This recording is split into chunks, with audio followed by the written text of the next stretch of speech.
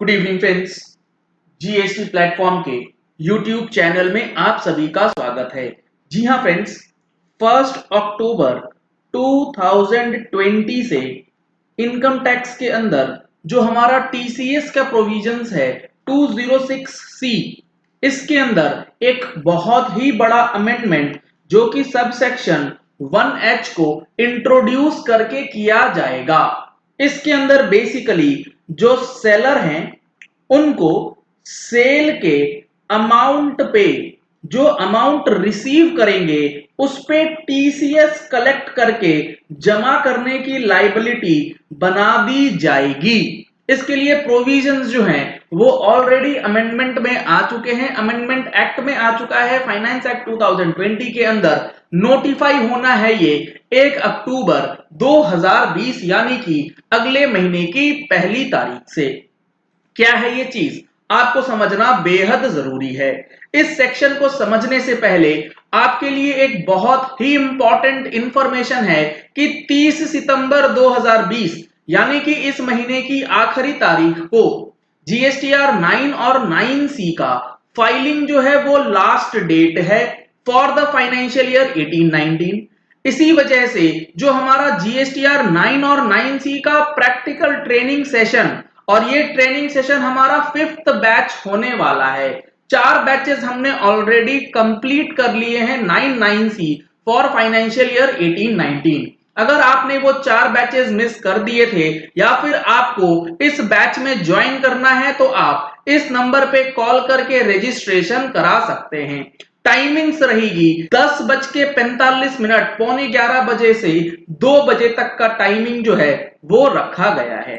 अब देखिए, जो ये सेक्शन है सेक्शन 1H, इसके साथ साथ 2-3 सेक्शंस और भी एप्लीकेबल किए जाएंगे for the purpose of TCS.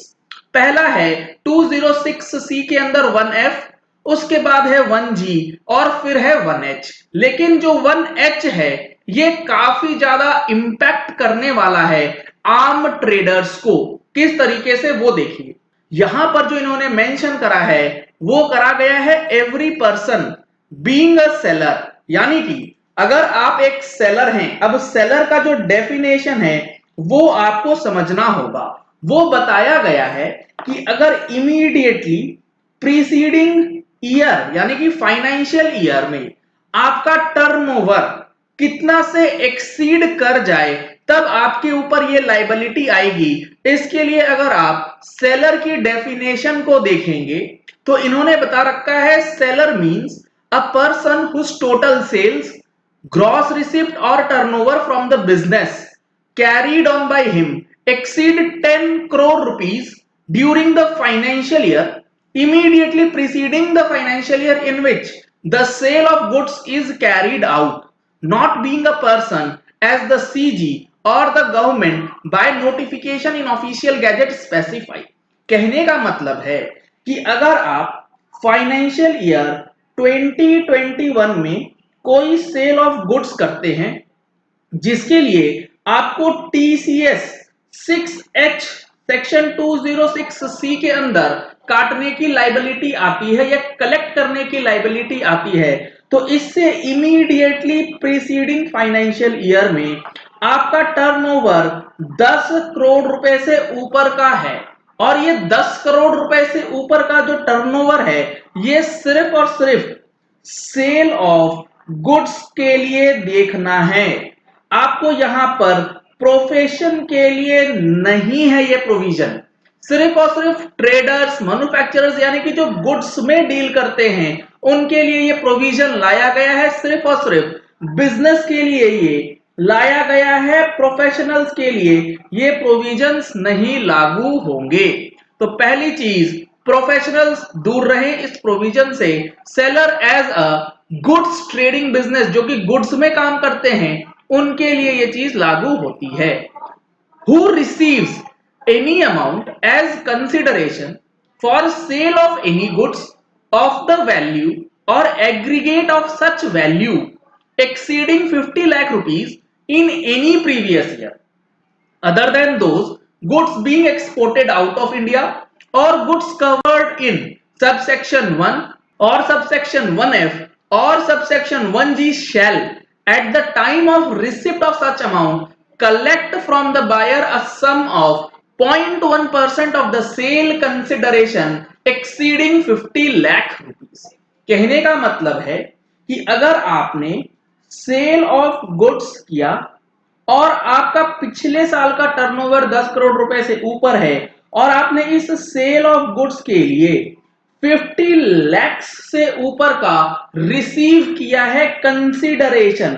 अगर आप 50 लाख रुपए से ऊपर का कंसीडरेशन रिसीव करते हैं तो आपको टीसीएस कलेक्ट करना है at the rate of 0.1% from the buyer और जमा कर देना है उसके पैन नंबर पे।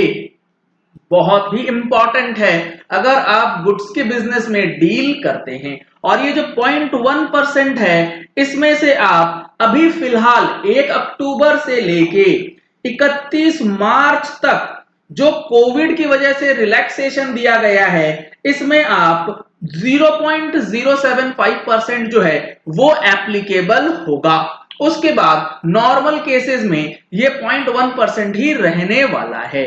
अब यहां पे कुछ चीजें आपको समझनी है। लेट सपोज आपने जो रिसिप्ट करी है वो करी है 55 लाख रुपए की, तो आपको जो टीसीएस करना है वो करना है इन एक्सेस ऑफ 50 लाख, यानी कि 55 lakhs minus 50 in excess of 50 कितना है 5 लाख। इस अमाउंट के ऊपर टीसीएस जो है कलेक्ट होगा। और टीसीएस किस पे कलेक्ट नहीं होगा? एक तो है जो हमारा सेक्शन 206C के अंदर सब सेक्शन 1 में स्पेसिफाइड है, यानी कि जैसे मोटर व्हीकल्स हो गया, स्क्रैप्स हो गए, तेंदू लीव्स हो गए, कोल हो गया, मिनरल्स हो गया, जो ऑलरेडी टीसीएस के दायरे में हैं, अगर उस गुड्स में डील करते हैं तो ये प्रोविजन नहीं लगेगा।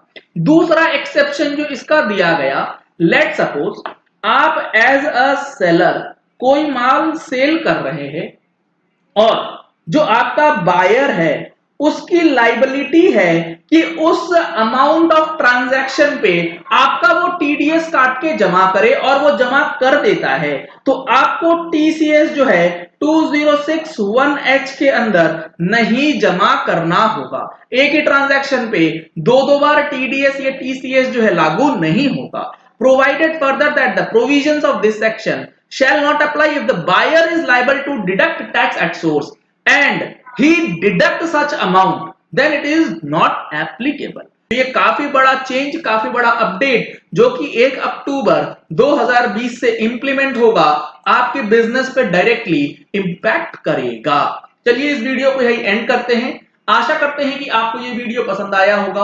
अगर आपको ये वीडियो पसंद आया तो इस वीडियो को लाइक और शेयर करना मत भूलिएगा ताकि मैक्सिमम लोगों तक ये इंफॉर्मेशन पहुंच जाए कि 1 अक्टूबर 2020 से अब हम लोगों को टीसीएस जो है किस केस में काटना है। अगर आपने हमारे चैनल पे फर्स्ट टाइम ट्यून इन किया है तो चैनल को सब्सक्राइब करने के लिए नीचे दिया गया रेड कलर का सब्सक्राइब बटन प्रेस कर लीजिए।